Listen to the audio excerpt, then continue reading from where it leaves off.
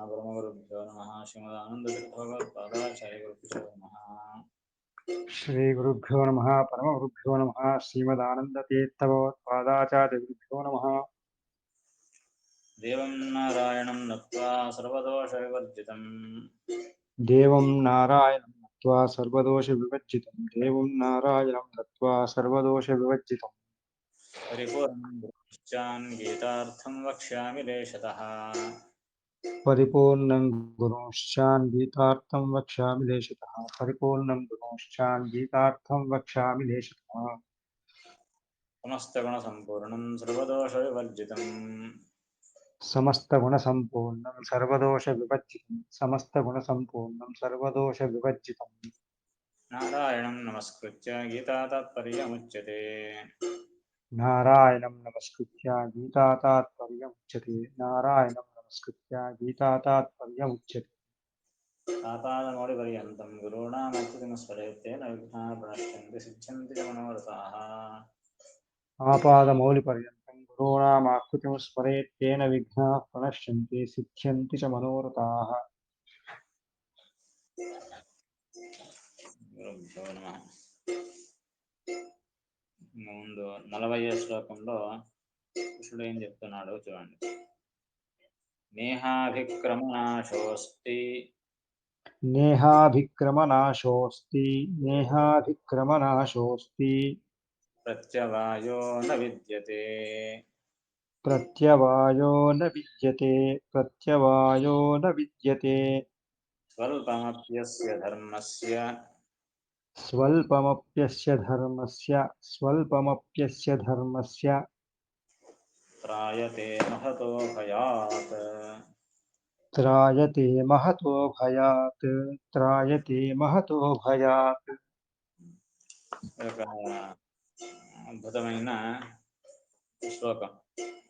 ప్రతినిత్యపు జీవనంలో అనుసంధానానికి ఉపయుక్తమైనటువంటి ప్రమేయము. శ్రీమదాచార్యుల ఎన్నోసార్లు నొక్కి చెప్పేటటువంటి అద్భుతమైన ఒక ప్రమేయం ఇది. నేహాభిక్రమనాశోస్తి ప్రత్యవాయ న విద్యతే నా ఇహ అభిక్రమనాశ అస్తి ప్రత్యవాయ న విద్యతే స్వల్పం అపి అస్య ధర్మస్య త్రాయతే హతో భయాత్. ఇహ నా ఇహ అనింది కదా. ఇహ అంటే ఈ యోగ విషయమందు ఈ యోగం గురించి చెబుతాను అని చెప్పాడు కృష్ణుడు. ఇంతవరకు సాంఖ్యం జ్ఞానం గురించి చెప్పాను, ఇక ముందు ఆ జ్ఞానానికి ఉపాయాన్ని చెబుతాను అని చెప్పాడు. ఇహ అంటే ఈ విషయంలో, అంటే ఈ అపరోక్ష జ్ఞానానికి కారణమైన ఆ కర్మయోగము, యోగం ఉంది కదా, ఆ విషయమునందు. అభిక్రమ నాశ, అభిక్రమము అంటే ప్రారంభం చేయడం, అభిక్రమ నాశ అంటే ఆ ప్రారంభానికి నాశము న అస్తి లేదు. ప్రారంభిస్తే కూడా దానికి నాశము లేదు. తర్వాత ప్రత్యవాయ, ప్రత్యవాయము అంటే పాపం, అది న విద్యతే లేదు. ఒకవేళ అది మధ్యలో నిలిచిపోయినప్పటికీ దానికి పాపము లేదు. అస్య ధర్మస్య, ఈ ధర్మానికి స్వల్పమపి అంటే కొంచెమైనను, అది కొంచెం చేసినప్పటికీ, ఈ ధర్మము యొక్క కొంచెమైనను అంటే ఈ ధర్మాన్ని కొంచెం ఆచరించినప్పటికీ మహతః భయాత్ త్రాయతే. మహతః భయాత్ పెద్ద భయము, పెద్ద భయము అంటే ఏమి, సంసారము కంటే పెద్ద భయం లేనే లేదు. ఇటువంటి అతిపెద్ద భయమైన సంసారము నుండి త్రాయతే, రక్షిస్తుంది. ఏమిటి ఈ అపరోక్ష జ్ఞానానికి కారణమైనది ఏమిటి అంటే నివృత్త ధర్మము, నిష్కామమైన ధర్మం. ఎటువంటి కామన లేకుండా కేవలం భగవత్ ప్రీతి కొరకు ఆచరించే ధర్మాన్ని నివృత్త ధర్మము అని పిలుస్తారు. నిష్కామ ధర్మము, నివృత్త ధర్మము రెండో పైచూపు ఒకటే కనిపించినప్పటికీ కొద్దిగా తేడా ఉంది. నిష్కామ ధర్మము, నివృత్త ధర్మము. నిష్కామము అంటే ఎటువంటి కామన లేకుండా ఉండడము అని అర్థం. కేవలం కామన లేకుండా, ఎటువంటి ఆశ లేకుండా కర్మ చేయాలి. ఇది ఒక పార్ట్ అంతే. ఎటువంటి కామన లేకుండా అంటే భగవంతుని తృప్తి అనే కామన కూడా లేకుండా చేస్తే ప్రయోజనమేమి లేదు కదా. అందుకే ఆ నిష్కామ అంటే కేవలం కోరికలు లేకుండా అని అర్థమవుతుంది అంతే. కానీ భగవత్ ప్రీతి అనే కోరిక ఉండాలి అనే విషయం దాని ద్వారా తెలియదు. అందుకే దానికి నిష్కామనకు జ్ఞానము అనేది యాడ్ చేస్తే, నిష్కామము ప్లస్ జ్ఞానము. జ్ఞానం అంటే భగవంతుని సర్వోత్తమత్వ జ్ఞానముతో కూడిన, అతని ప్రీతితో కూడిన అని అర్థం. నిష్కామము ప్లస్ జ్ఞానము. నిష్కామము అంటే ఎటువంటి కోరికలు లేకుండా ఉండడము. జ్ఞానము అనంటే భగవంతుని సర్వోత్తమ తత్వంతో కూడిన జ్ఞానము. ఈ రెండు చేరిస్తే దాన్ని నివృత్త ధర్మము అని అంటారు. ఇదే భాగవతం ఉపదేశించేటటువంటి ధర్మం. ఆ రెండో శ్లోకంలోనే ధర్మ ప్రోజ్జిత గయితవోత్ర పరమో నిర్మత్సరాణం సదాం అని చెప్పేటప్పుడు భాగవతంలో విషయం ఏమిటి, దేని గురించి చెప్పబడుతోంది అంటే అక్కడ ధర్మ అని చెప్పారు. ఏం ధర్మం అది అని అంటే అక్కడ చెప్పినటువంటి ధర్మం ఇదే, నివృత్త ధర్మము అని చెబుతారు. సో నివృత్త ధర్మం అంటే అర్థం ఏమిటి అంటే నిష్కామన ప్లస్ జ్ఞానము. అంటే భగవంతుని సర్వోత్తమత్వ జ్ఞానంతో కూడిన, ఎటువంటి కోరికలు లేనటువంటి స్వవిహితమైన ధర్మము. దీన్నే నివృత్త ధర్మము అని పిలుస్తారు. ఆ ధర్మం గురించి ఇక్కడ గీతలో చెబుతున్నారన్నమాట. ఇదే అపరోక్ష జ్ఞానానికి కారణమవుతుంది. ఇటువంటి నివృత్త ధర్మాలను ఆచరించిన కొద్దీ మనస్సు నిష్కల్మషం అవుతుంది. మనస్సు పరిశుద్ధం అవుతుంది. కర్మల వల్లే మనస్సు శుద్ధమయ్యేది. సో కర్మాచరణ ఎందుకు అంటే మనస్సు యొక్క పరిశుద్ధి కొరకు. ఏ కర్మ చేసినా దానికి ప్రధానమైన కారణము, ప్రధానమైనటువంటి ప్రయోజనం ఏమి అంటే మనస్సు శుద్ధం కావడం. మనస్సు ఎందుకు శుద్ధం కావాలి అంటే ఆ మనస్సుతోనే మనం భగవంతుని ధ్యానించడం కానీ, భగవంతుని యొక్క మూర్తిని దర్శించడం కానీ అన్ని మనస్సుతోనే చేయాలి కదా. కనుక మొదట మనస్సు పరిశుద్ధం కావాలి. పరిశుద్ధం కావాలంటే దానికి సాధనమే ఈ నివృత్త ధర్మము. సో నివృత్త ధర్మం వల్ల మనస్సు పరిశుద్ధి, ఆ పరిశుద్ధమైన మనస్సు నుండి ఆ జ్ఞాన సంపాదన, జ్ఞాన సంపాదన నుండి ధ్యానము, ఆ ధ్యానం వల్ల భగవంతుని యొక్క అపరోక్ష జ్ఞానము, ఆ అపరోక్ష జ్ఞానం వల్ల భగవంతుని యొక్క ప్రసాదము, దానివల్ల మోక్షం. ఇది ప్రాసెస్. కనుక ఈ గీతలో ఏం చెప్తున్నారు అంటే ఇటువంటి నివృత్త ధర్మాన్ని ఆచరించాలి. అపరోక్ష జ్ఞానానికి ఉపాయాన్ని చెబుతాను అని చెప్పినటువంటి కృష్ణుడు ఏం చెప్తున్నాడు, ఇటువంటి ధర్మాన్ని ఆచరిస్తే ప్రయోజనం ఏమి అంటే నా ఇహ అభిక్రమ నాశో అస్తి. సుందరంగా చెప్తున్నాను చూడండి. ఇప్పుడు అంటే సకామ కర్మ చేయడంలో ఇటువంటి నివృత్త ధర్మాన్ని ఆచరించడంలో ఉండే తేడా ఏమిటి అంటే ఇతర దేవతలను పూజించడం కానీ, లేదా సకామంతో ధర్మాన్ని ఆచరించడం కానీ, ఇవన్నీ ఏమి అంటే మీరు సకామంతో ఏదైనా పని చేయాలనుకోండి, మనసులో ఏదో ఒక కోరిక పెట్టుకొని సంకల్పం చేసుకొని ఏదో ఒక కర్మను ఆచరించాలి. దానికి అనేక నియమాలను చెబుతారు. ఇలా సంకల్పం చేసిన తర్వాత లేచిపోకూడదు, కూర్చున్న చోటే కూర్చోవాలి, వేరే పని చేయకూడదు, మనసు ఏకాగ్రతతో ఉండాలి, మధ్యలో వదిలిపెడితే పాపము. ఈ విధంగా అనేకమైన నియమాలను చెబుతారు. ఆ నియమాలన్నింటినీ ఆచరించినప్పుడు మాత్రమే దానికి చెప్పబడిన ఫలితాన్ని మనం పొందగలం. దానిలో లోపాలు ఏర్పడితే మనం ఫలితాన్ని పొందలేము. కనుక సకామ కర్మకు రూల్స్ అండ్ రెగ్యులేషన్స్ ఎక్కువ ఉంటాయి. ఏదైనా ఫలితం పొందాలి అంటే దానికి రూల్స్ ఉంటాయి కదా, ఆ విధంగా. కానీ ఈ నివృత్త ధర్మానికి ఇటువంటి ఏమీ రూల్స్ అండ్ రెగ్యులేషన్స్ లేవు. నియమాలు, విధి నియమాలు తక్కువ, దీనికి ఏముండవు అన్నమాట. ఎందుకు? కేవలం భగవంతుని ప్రీతిని ఆశించి మనము పనిచేస్తూ ఉన్నాం. ఇటువంటి ధర్మంలో ఆ భగవంతుని ప్రీతి కొరకు అని సంకల్పించి కర్మను ఆరంభిస్తే ప్రారంభం చేసినా చాలు దానికి పుణ్యం లభిస్తుంది. ప్రారంభమాత్రమిచ్చావా విష్ణుధర్మే ననిష్ఫల అని అంటుంది శాస్త్రం. అంటే నివృత్త ధర్మము భగవంతుని ప్రీతి కొరకు చేసేటటువంటి ధర్మము. ఆ ధర్మము చేస్తాను అని సంకల్పించుకుంటే కూడా చాలట, సంకల్పానికే ఫలితం లభిస్తుంది. చాతుర్మాస వ్రతాన్ని ఆచరించాలనుకుంటున్నాను, ఏకాదశి చేయాలని అనుకుంటున్నాను, శాస్త్రం చదవాలి అని అనుకుంటున్నాను. చాలు అనుకుంటేనే చాలు పుణ్యం వచ్చేస్తుంది. అనుకుంటే చాలు విధంగా చేయడం ఎందుకు అని అనుకోకూడదు మళ్ళీ. అంటే కనీసము అనుకున్నా ఫలితం వస్తుంది దీనికి. ఇక ఆచరిస్తే ఇంకా ఎక్కువ ఫలితం. అనుకున్నది ఒక స్టేజ్ అయిపోయింది. అనుకొని 10 సార్లు అనుకోని ఏదో ప్రయత్నం చేస్తాము. ప్రారంభించాము. కొంతమంది అంటుంటారు, "పాఠానికి రావయ్యా" అంటే, "ఎక్కడండి నాకు టైం లేదు. ఏదో మధ్యలో వదిలేస్తే పాపం గదా! మధ్యలో ఎక్కడో కాదు. దేవుని పూజ చేయవయ్యా" లేదు దేవుని పూజ చేస్తాను గానీ మధ్యలో ఎక్కడ బ్రేక్ వస్తుందని భయం. అందుకే నేను పూజను చేయను అని కొంతమంది సమాధానం. ఇలా మధ్యలో స్టార్ట్ చేసి మళ్ళా వదిలేస్తే ఎక్కడ పాపం వస్తుందని భయము. దానికి కృష్ణుడు అంటాడు, "అయ్యా! ఇటువంటి నివృత్త ధర్మం నీవు వేరే కామనను మనస్సులో ఉంచుకొని చేస్తే వేరే విషయం. దానికి నియమాలున్నాయి. కానీ కేవలం భగవంతుడు ప్రీతుడు కావాలి. అతడి ప్రీతినే ప్రధానమైనటువంటి ప్రయోజనంగా పెట్టుకొని ధర్మాన్ని నీవు చేయాలని సంకల్పించినా దానికి పుణ్యం వస్తుంది. కాశీయాత్ర చేయాలి, బదరికి వెళ్ళాలి. ఇది భగవంతుని ప్రీతి కొరకు అంతే. వేరే దేని కొరకు కాదు. అని సంకల్పించినా చాలు పుణ్యం వస్తుంది. దానికి ప్రయత్నం చేసినా పుణ్యం వస్తుంది. పనిని ప్రారంభించినా ప్రయత్నం వస్తుంది. ఫలితం వస్తుంది. ప్రారంభించి మధ్యలో వదిలివేసినా దానికి ప్రత్యవాయం ఏమీ ఉండదు. అంటే పాపం రాదు. సకామ కర్మకైతే ప్రారంభించిన తర్వాత మధ్యలో వదిలిపెడితే దానికి ప్రత్యవాయం ఉన్నది. దానికి మళ్ళీ ప్రాయశ్చిత్తం చేసుకోవాలి. కానీ ఇవన్నీ ఉంటాయి. కానీ ఈ ధర్మానికి ఎటువంటి పాపము రాదు. కనుక ఇటువంటి అద్భుతమైన ధర్మం ఇది అని చెబుతున్నాడు కృష్ణుడు. ఇహ అభిక్రమ నా ఇహ అభిక్రమ నాశః అస్తి. చాలా పెద్ద ధర్మం ఇది. జీవనంలో అందుకే నివృత్త ధర్మాన్ని ప్రతి శాస్త్రం యొక్క ఉద్దేశమే ఇది. ప్రధానంగా భాగవతం చెప్పేటటువంటి ధర్మమే ఈ నివృత్త ధర్మం. కర్మను ఆచరించండి. భగవంతుని ప్రీతి కొరకు ఆచరించండి.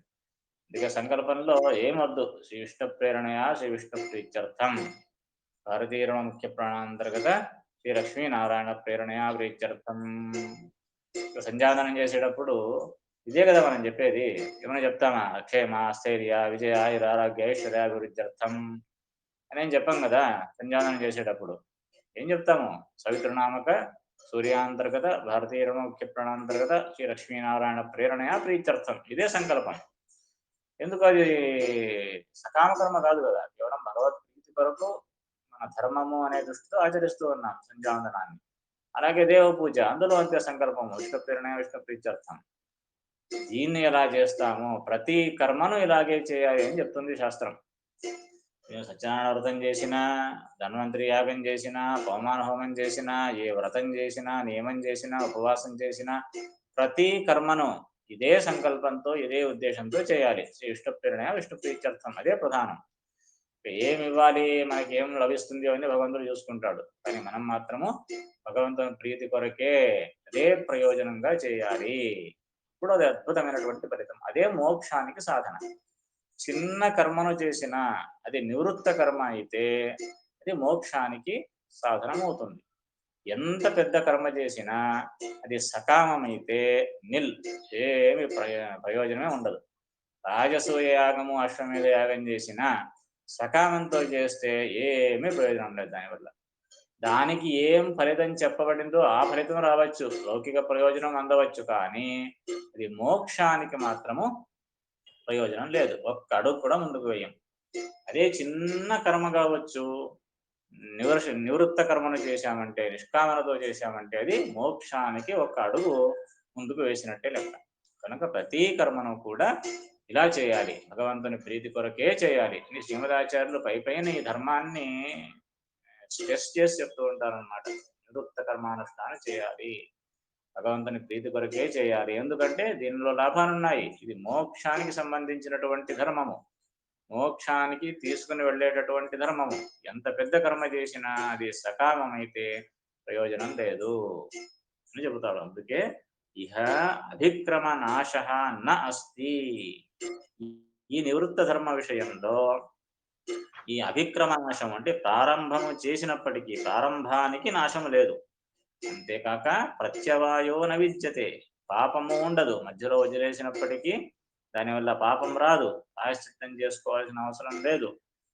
స్వల్పమపి అస్య ధర్మస్య. అంతేకాదు మరొక పెద్ద లాభం ఏమంటే స్వల్పమపి అస్య ధర్మస్య, నువ్వు ఎంత చిన్న ధర్మాన్ని ఆచరించినా అది నివృత్త ధర్మం అయితే, చిన్న ధర్మం అయినప్పటికీ త్రాయతే మహతో భయా, గొప్ప భయం నుండి రక్షిస్తుంది. అతిపెద్ద భయం ఏది? సంసార భయం. ఈ సంసార భయము నుండే రక్షించేటటువంటి శక్తి ఆ నివృత్త ధర్మానికి ఉన్నది. ఎంత చిన్న కర్మ కావచ్చు, సంధ్యావందనము, భజన, కీర్తన, ధ్యానము, సంకీర్తన, భగవంతుని కీర్తన, చిన్న చిన్న పనులే కావచ్చు, కానీ అది నివృత్త ధర్మం అయితే అది సంసారము నుండే మనల్ని రక్షిస్తుంది, భగవంతుని ప్రీతికి కారణమవుతుంది. కనుక సంసారం నుండి రక్షిస్తుంది అంటే మోక్షానికి ఈ కర్మ దారి తీస్తుంది అనే విషయాన్ని ఈ శ్లోకం చెబుతోంది. దానికి శ్రీమదాచార్యులు భాష్యంలో ఏమి వ్యాఖ్యాన తాత్పర్యం, ఇక్కడ దీనికి కూడా భాష్యం లేదు, తాత్పర్యంలోనే ఏమి వ్యాఖ్యానిస్తుంది చూడండి. ప్రారంభమాత్రమిచ్చావా ప్రారంభమాత్రమిచ్ఛావా విష్ణుధర్మేణ నిష్ఫలా, విష్ణుధర్మేణ నిష్ఫలా నచాన్యధర్మాకరణాత్ నచాన్యధర్మాకరణాత్ దోషవాన్ విష్ణుధర్మకృత్ దోషవాన్ విష్ణుధర్మకృత్ త్యాజ్ఞేయే ఇత్యాజ్ఞేయే ఆగ్నేయ పురాణం యొక్క వచనాన్ని ప్రమాణంగా ఇస్తూ ఉన్నారు. ఇంతకుముందు చెప్పాను కదా, ప్రారంభ మాత్రం ఇచ్చావా విష్ణుధర్మే న నిష్ఫలా. విష్ణుధర్మే అంటే విష్ణు ప్రీతి కొరకు ఆచరించే ధర్మంలో అది విష్ణు ధర్మం, అంటే విష్ణు ప్రీతి కొరకు ఆచరించే ధర్మము వైష్ణవ ధర్మం. ఆ వైష్ణవ ధర్మంలో ప్రారంభ మాత్రం ఇచ్చావా, ప్రారంభ మాత్రం కేవలం ప్రారంభించినా చాలు, లేదా ఇచ్చావా కనీసం ప్రారంభిస్తాను చేస్తాను అని ఇచ్ఛ చేసినప్పటికీ, కోరుకున్నప్పటికీ, దాన్ని చేయాలి అని అనుకున్నప్పటికీ కూడా నా నిష్ఫల, అది నిష్ఫలము కాదు, అంటే ఫలితాన్ని ఇచ్చి తీరుతుంది. కనుక వైష్ణవ ధర్మాన్ని ఆచరించాలి, ఆచరిస్తాను అని అనుకుంటే చాలు, లేదా ప్రారంభిస్తే చాలు, దానివల్ల ఫలితం ఉంటుంది. అందుకే మన వాళ్ళు చెబుతూ ఉంటారు, రోజు లేస్తూనే అంటూ ఉండాలట, ఏమని, అహం కాశీం గమిష్యామి తత్రైవ నివసామ్యహం అని అంటూ ఉండాలట. రోజు రోజు లేయాలి, కాశీకి వెళ్ళాలయ్యా, కాశీకి వెళతాను నేను, అక్కడే నివసిస్తాను అని అనాలట. నువ్వు పోతావా లేదా ముందు మాట, ముందు నోటి నుంచి అనేసేయి, నేను కాశీకి వెళతాను, అక్కడే నివసిస్తాను, బదిలీకి వెళతాను, అక్కడ సత్కర్మను ఆచరిస్తాను, గంగా స్నానం చేస్తాను, ఉడిపికి వెళతాను, కృష్ణ దర్శనం చేసుకుంటాను. నువ్వు కొంతమంది అంటుంటారు, పోవాలంటే ఎక్కడ పోతారేవయ్యా, మనకి ఎక్కడవుతుంది అని మొదటనే అనేస్తారు.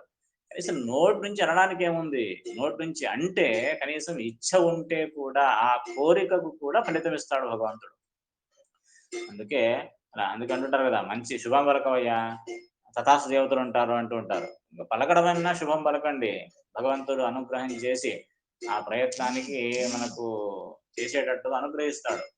ఏ ప్రారంభ మాత్రం ఇచ్చావా విష్ణుధర్మేణ నిష్ఫల, వైష్ణవ ధర్మమునందు ఇచ్ఛ చేసినప్పటికీ లేదా ప్రారంభించినప్పటికీ అది నిష్ఫలము కాదు.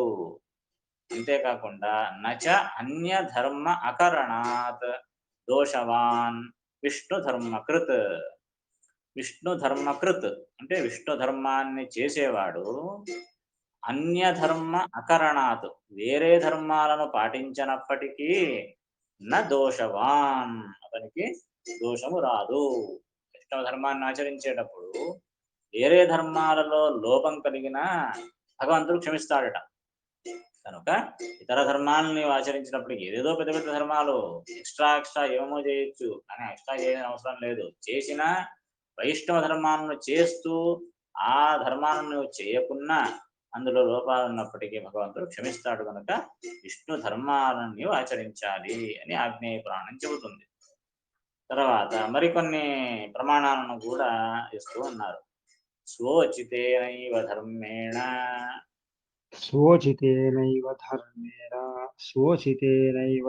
धर्मेण विष्णुपूजामृते क्वचित् विष्णुपूजामृते क्वचित् विष्णुपूजामृते क्वचित् न प्रवृत्तिः प्रवृत्तिर्वा न प्रवृत्तिः प्रवृत्तिर्वा न प्रवृत्तिः प्रवृत्तिर्वा यत्र धर्मः स वैष्णवः यत्र धर्मः स वैष्णवः यत्र धर्मः स वैष्णवः వైష్ణవ ధర్మాన్ని ఆచరించాలి అని చెప్పారు కదా, మరి వైష్ణవ ధర్మం అంటే ఏమిటి అంటే దానికి డెఫినేషన్ చెబుతూ ఉన్నారు. యత్ర ధర్మ స వైష్ణవ, యత్ర ఎక్కడైతే ఈ ధర్మము ఉంటుందో అది వైష్ణవ ధర్మము. ఏ ధర్మము అంటే దానికి చెబుతూ ఉన్నారు. శోచితేనైవ ధర్మేణ విష్ణు పూజాం ఋతే క్వచిత్ న అప్రవృత్తి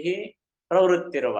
యత్ర యత్ర అంటే ఎక్కడైతే, ఏ ధర్మంలోనైతే శోచితేనైవ ధర్మేణ అంటే స్వవిహితమైనటువంటి ధర్మము.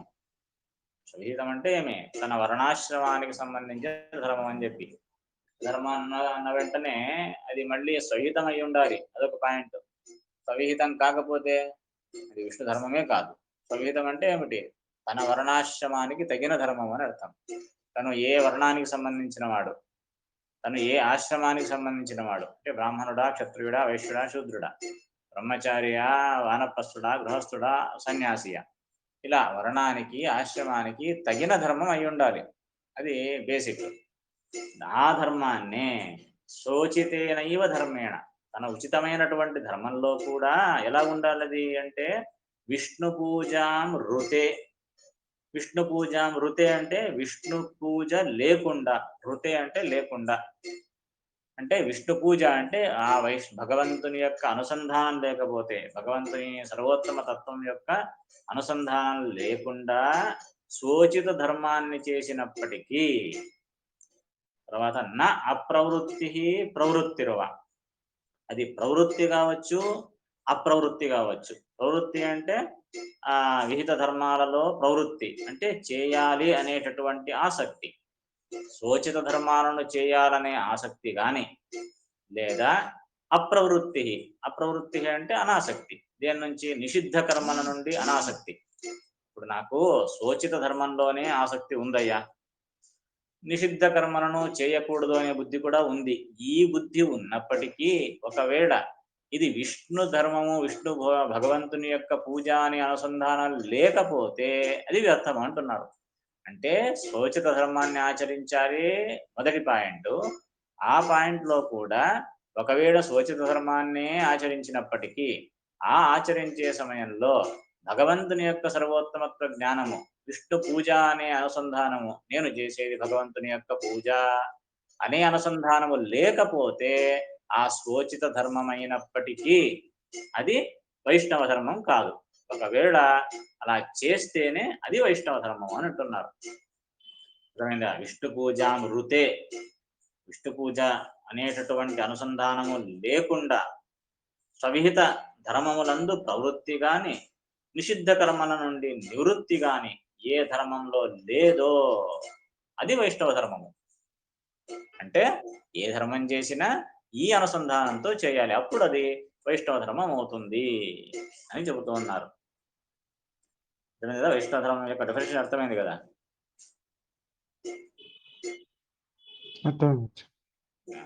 ఈ విధంగా యత్ర ధర్మ స వైష్ణవ, ఈ విధంగా నివృత్తి ధర్మంతో, శోచితమైనటువంటి ధర్మంతో, ఇది విష్ణు పూజ అనేటటువంటి అనుసంధానంతో చేసిన ధర్మమే వైష్ణవ ధర్మం అవుతుంది.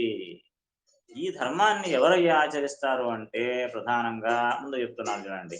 ఏనం ధర్మంతు దేవాద్యాః, ఏనం ధర్మంతు దేవాద్యాః, ఏనం ధర్మంతు దేవాద్యాః వర్తంతే సాత్వికా జనాః, వర్తంతే సాత్వికా జనాః, వర్తంతే సాత్వికా జనాః.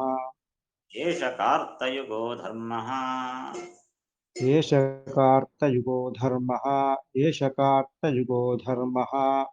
పాంచరాత్రశ్చ వైదికః, పాంచరాత్రశ్చ వైదికః, పాంచరాత్రశ్చ వైదికः. ఏనం ధర్మంతు దేవాద్యాః. ఆచార్య, ఈ పాదం చెప్పండి. ఏనం ధర్మం, ఇది లేదు పుస్తకం. అవునా? ఏనం ధర్మంతు ఏనం ధర్మంతు దేవాద్యాః దేవాద్యాః వర్తంతే వర్తంతే సాత్వికా జనాః. సాత్వికా జనాః. ఏనం ధర్మంతు. సరే, ఇది ఉందా? ఏష కర్తవ్యో ధర్మః. ఉంది ఆచార్య. ఏనం ధర్మంతు అంటే ఈ ధర్మాన్ని, పైన చెప్పినటువంటి వైష్ణవ ధర్మాన్ని దేవాద్యాః సాత్వికా జనాః వర్తంతే. దేవాద్యాః దేవతలే మొదలైన సాత్వికా జనాః సాత్వికులైన జనులు దీన్ని వర్తంతే అనుసరిస్తారు. దేవతలే మొదలైన సాత్విక జనులు ఈ ధర్మాన్ని అనుసరిస్తారు. మరి సాత్విక జనులు అనుసరిస్తారంటే అర్థం ఏంటి? మనం కూడా దాన్ని అనుసరించాలి అని అర్థం. ఈ ధర్మము ఏష కార్తయుగో ధర్మ. ఇది కార్తయుగం అంటే కృతయుగానికి సంబంధించిన ధర్మం. అంటే కృతయుగంలో మోస్ట్లీ అందరూ ఇలాగే ఆచరించేవాళ్ళు. తర్వాత జ్ఞానం తక్కువైపోయి ఆచరణ తక్కువయ్యి వేరే వేరే రీతిగా చేస్తున్నారు. కానీ ఇది కృతయుగం యొక్క ధర్మము అని అంటున్నారు. అప్పుడు 4 పాదాల ధర్మం నడిచేది అంటే ఇదే కారణము. ఈ అనుసంధానంతోనే జనులు కర్మాన్ని చేసేవారట. ఏష కార్తయుగో ధర్మ. అంతేకాక ఇది పాంచరాత్రశ్చ వైదిక. పాంచరాత్ర పంచరాత్రమునకు సంబంధించినది. వైదిక వేదములో చెప్పబడినటువంటి ధర్మం. వైదిక అంటే వేద సంబంధమైనది. ఈ ధర్మము వేదంలో చెప్పబడింది, పాంచరాత్ర ఆగమంలో చెప్పబడింది. కృతయుగపు ధర్మము దేవాదులే మొదలైన సాత్విక జనులు ఆచరించేది. అటువంటి ఉత్తమ ధర్మం ఇది. కనుక దాన్ని ఆచరించాలి.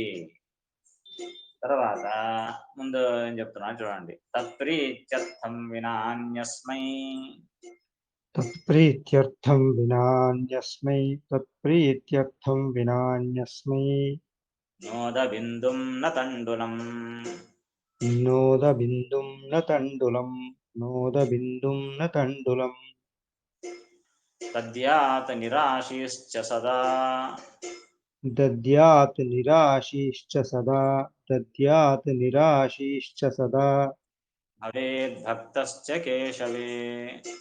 భవేత్ భక్తశ్చ కేశవే భవేత్ భక్తశ్చ కేశవే నైతత్సమేధికే వాపి నైతత్సమేధికే వాపి నైతత్సమేధికే వాపి కుర్యాత్ శంకామపి క్వచిత్. కుర్యాత్ శంకామపి క్వచిత్ కుర్యాత్ శంకామపి క్వచిత్. అద్భుతమైన ధర్మాన్ని చెబుతున్నారు చూడండి. నిజంగా వింటే ఆశ్చర్యం అవుతుంది. అంత అద్భుతం అనిపిస్తుంది. ఏం చెప్తున్నారు? తత్ప్రీత్యర్థం వినా అన్యస్మై న ఉదబిందుం న తండులం దద్యా.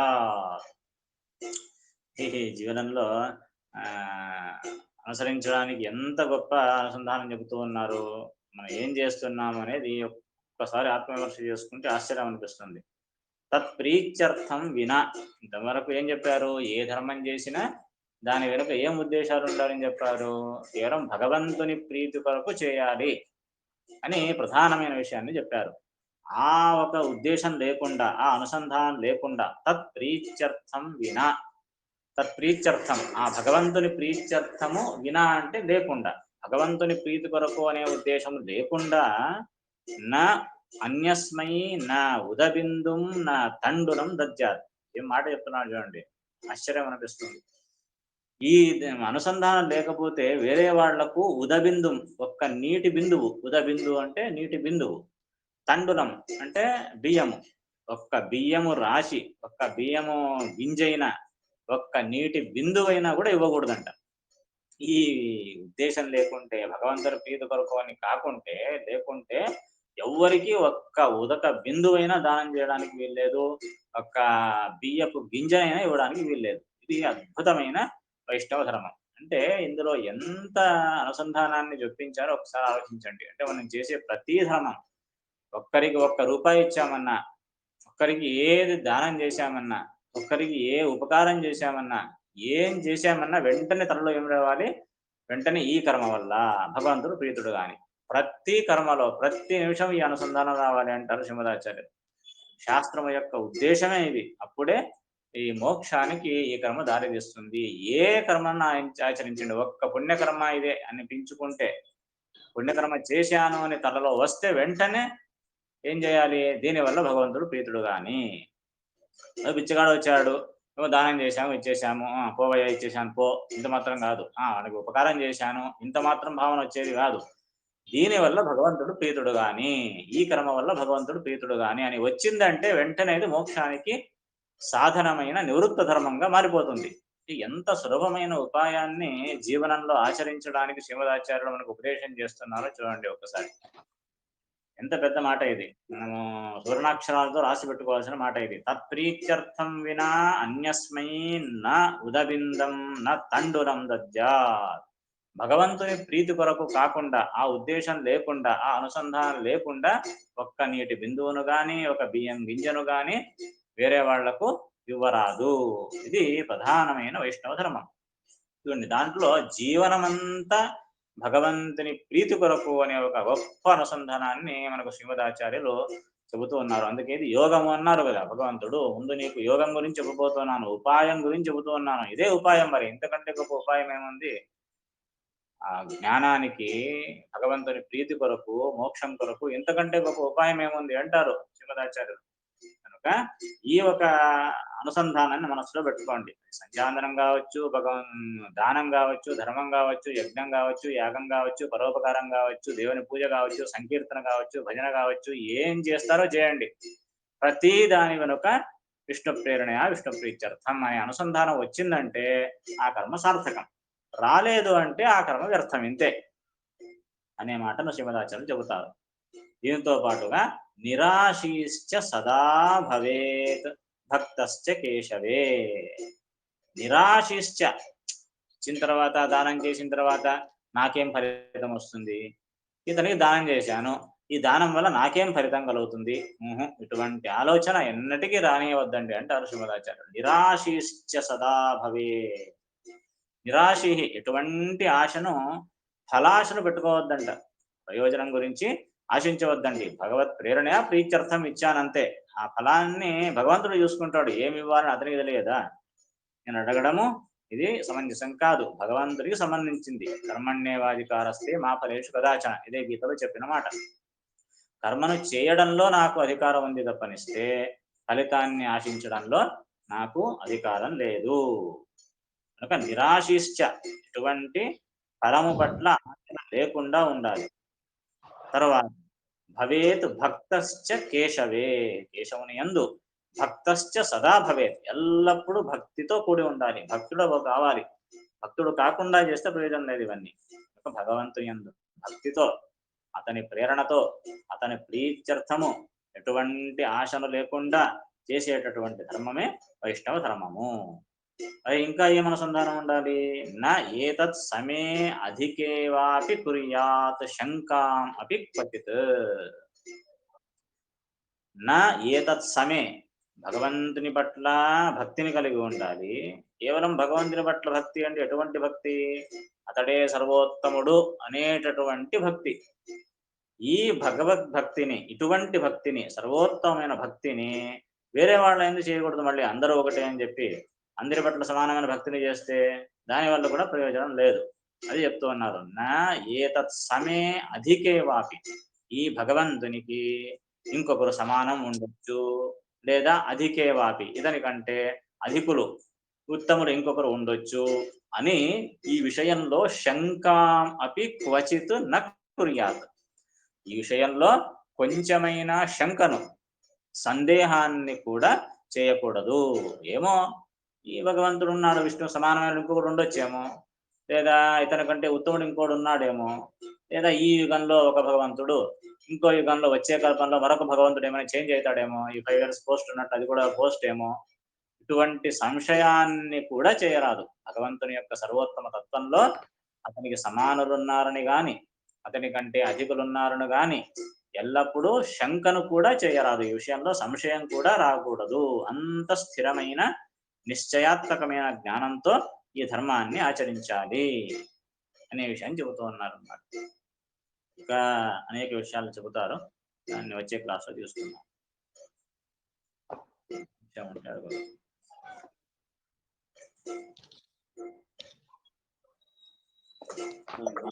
భాగవతంలో కూడా ఒక శ్లోకం వస్తుందండి.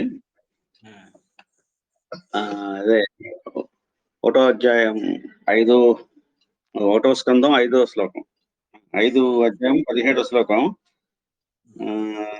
త్వక్త్వా స్వధర్మం శరణాంబుజం హరే భజన్న పక్వో పతేత్తో యది ఎత్ర కోవా భద్రం బోధమోక్ష కోవర్ధ. అది ఏంటంటే ప్రభుత్వ ధర్మం నుండి విరక్తుడై శ్రీహరిపాదం నుండి భక్తి ఆచరించిన భక్తుడు పతితుడైనప్పటికీ మరుజన్మ యందు సద్గతి సాధనము గావించును. కానీ హరిభక్తి రహితుడై ప్రవృత్తి మార్గమును మాత్రమే ఆచరించిన వారికి ఏ పురుషార్థము లభించదు. ఇదే తత్వాన్ని అదే ఈ ధర్మం మీ పుస్తకమే. ఈ ధర్మం గురించే భాగవతం మొట్టమొదటి గురించి చెబుతూ ఉన్నారు. మొత్తం శాస్త్రం ఇదే. అదే చాలా వాటిని కోట్ చేశారు కదా.